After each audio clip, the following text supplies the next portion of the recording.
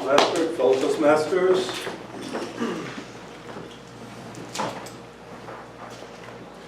Life happens. Some people would probably prefer to use a little more salty language, but I won't do that here today. It's not polite. When I was a little boy, I used to dream of being an actor and a pilot. When I graduated from high school, I joined the Air Force, and not as a pilot, but as an avionics technician. And after discharge, I went to Hollywood and joined the acting academy, where I did a couple of stage plays and a couple of PBS specials. It was there that I met this young lady, and we developed a relationship. 2 years into that relationship, she came to me and announced, "We're having a baby." How did that happen? I don't know. Somebody explain to me, how does this happen? 7 years after my beautiful baby boy was born, I now found myself as a single father. It was only he and I for 5 years until I met and married my two youngest sons' mother. 10 years into that relationship, we were already in trouble. But we stayed together for over 23 years just for the sake of the children. It was during this time that I began to hear those insults that you begin to hear, like, "I never should have married you. You are not the man that I thought you were. And your skin isn't light enough. You're not too tall. You're too square."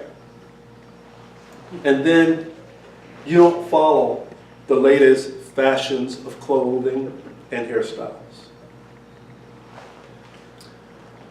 On the inside, on the outside, it looked good. The big house, expensive cars, but on the inside, it's hell.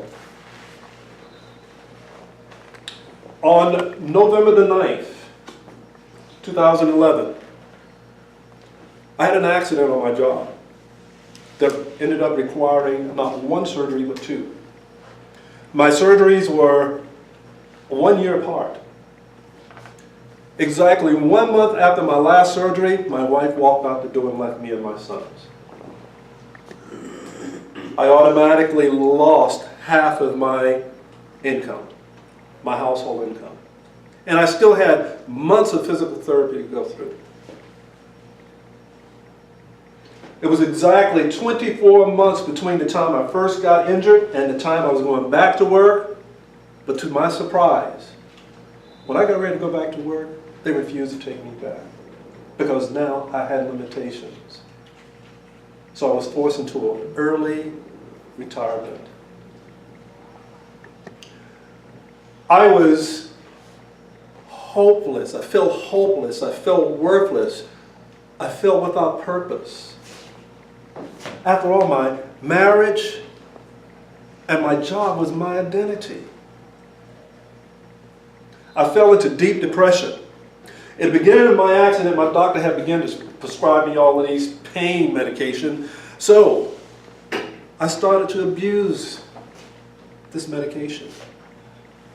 I started taking anywhere from 10 to 20 tablets per day. I kind of thought that maybe if I took enough, maybe I would just kind of quietly slip away. After all, who was going to miss me? I would go into my closet and close the door, and I would pray to God. I would say, "God, please, why me? Help me, please." I didn't really want to die. I just wanted the physical and the mental pain to go away. God, please let me wake up in the morning. I have 3 sons, and I have 3 grandkids that I love very much, and they love me. But there was something deep down inside of me, deep down, that refused to give up. And I decided that I was going to take action. And the first thing I was going to do was get off the pain meds. So I called my doctor. I says, "I want to get off this pain medication." So he says, "Okay, I'm going to start cutting back to wean you off of it." Good. The only thing is that I didn't stop taking them. Now I was taking even more. And when my prescription ran out, I would go to friends and family and lie and cry until they gave me what I needed. Until they finally figured out that this was a big problem for me and they stopped supplying it to me.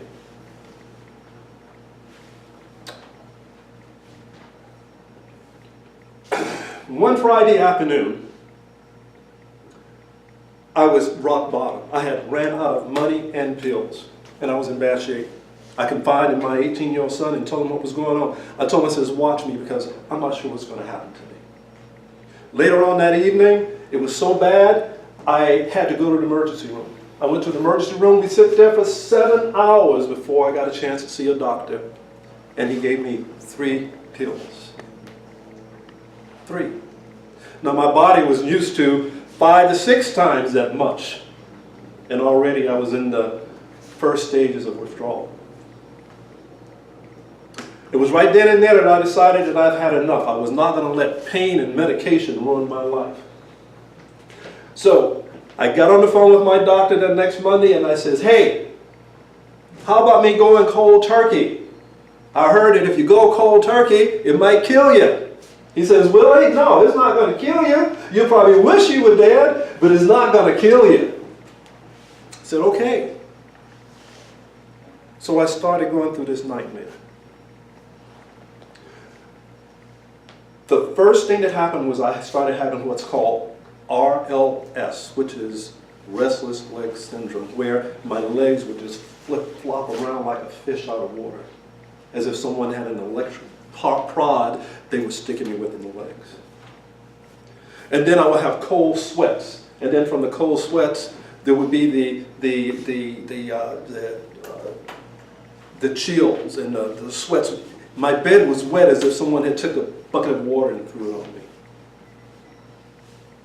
But I'm here to tell you this evening that anything that you go through, you can come out of it, if you just have the will. And that's what I did. I'm here standing in front of you today as a miracle that says that anytime you want to change your life, you can. Thank you.